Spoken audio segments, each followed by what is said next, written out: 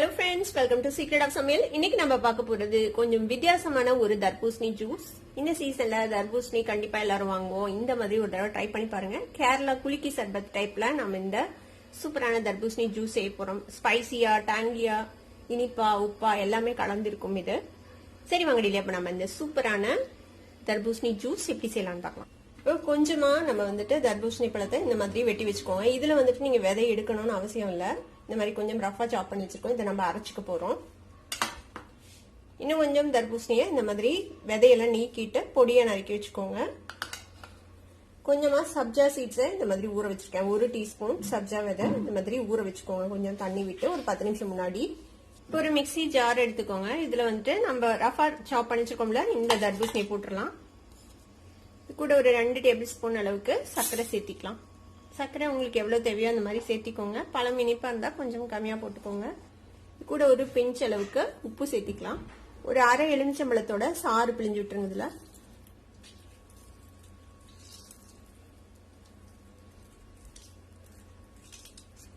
இப்ப இதை அரைச்சு எடுத்துட்டு வந்துடலாம்.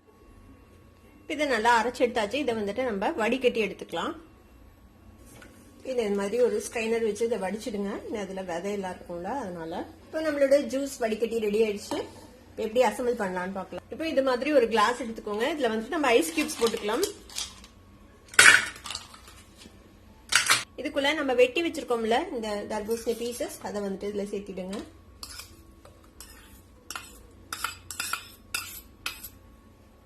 இது மாதிரி ஒரு மிளகாவை எடுத்துக்கோங்க. இந்த மிளகாவை நம்ம ஸ்லிப் பண்ணி இதுக்குள்ள போட்டுக்கலாம்.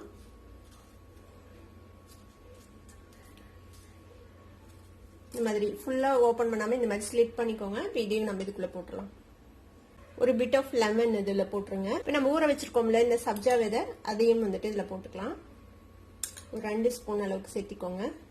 இப்போ நம்ம ரெடி பண்ணி வச்சிருக்கிற இந்த தர்பூசணி ஜூஸை இதுல ஃபில் பண்ணிடலாம்.